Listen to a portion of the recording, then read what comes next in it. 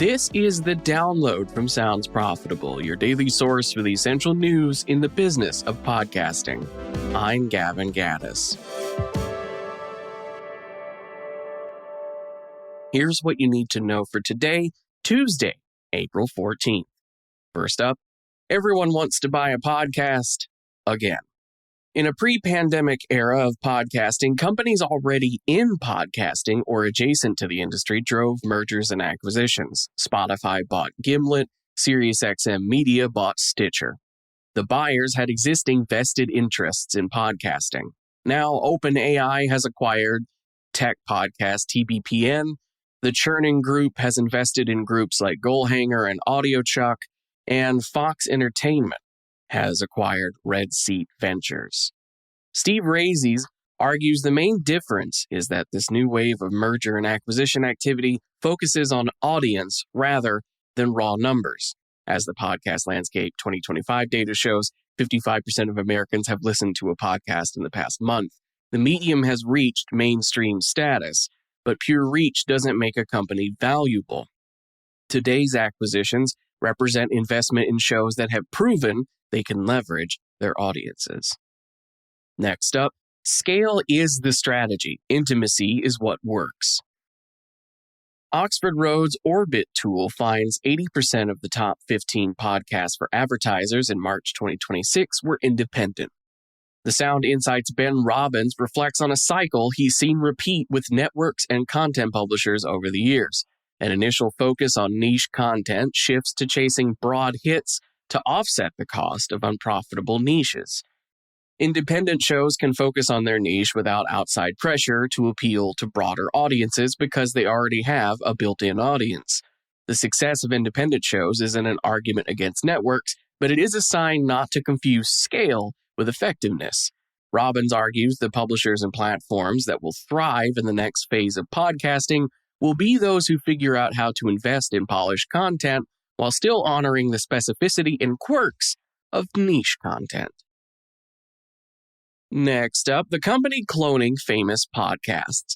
Yesterday, Pod News covered a podcast company known as Light Not Studios. The studio was publishing AI-generated content in feeds presented as off-brand versions of more than 75 popular history podcasts. For example, the Hardcore History podcast used artwork that iterated on Dan Carlin's Hardcore History and looked strikingly similar to Hardcore History at a glance. Light Not Studios monetized these shows using RSS.com's programmatic ads inserted dynamically or paid system to run ads on the daily AI-generated episodes. As of yesterday's Pod News publication, the Light Not Studios podcasts have been removed from the platform. In today's Pod News issue, podcast lawyer Lindsay Bowen notes the original podcast being imitated could have grounds for copyright infringement suits, as well as potential trademark infringement or Lanham Act violations. Bowen also notes that podcast hosting companies and directories need to have a DMCA-designated agent listed with the U.S. Copyright Office directory if they want to claim protection under the DMCA's safe harbor liability exemption. And for our final top story, scaling podcast advertising, unlocking growth with context and confidence. Mark your calendars, folks. AdsWiz Barometer and NPR are teaming up for a webinar on Thursday, April 23rd at noon Eastern Standard Time to discuss how traditional targeting approaches can fall short in audio and what a more audio-native approach to targeting looks like.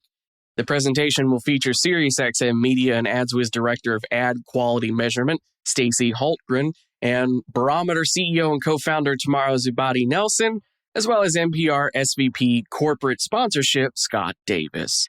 There's a common perception among brands that podcasting lacks scale. The presenters will address how content filtering and evaluation are leading to that misconception.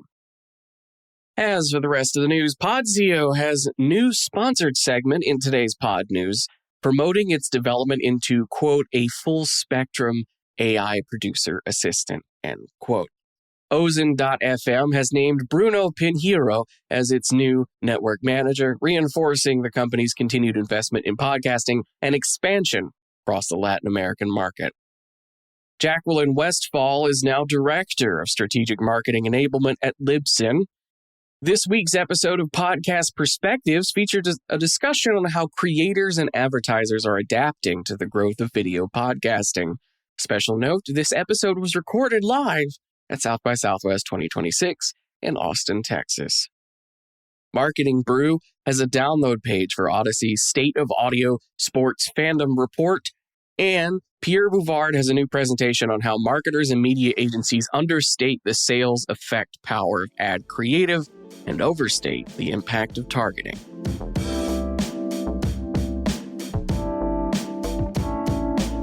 That'll do it for today's episode. You can find links to everything I just talked about in your show notes by clicking the one link that'll take you to today's episode post on soundsprofitable.com. Today's episode was written and produced by myself, Brian Barletta, Tom Webster, and Molly DeMillier. For Sounds Profitable, I'm Gavin Gaddis, and I'll see you tomorrow.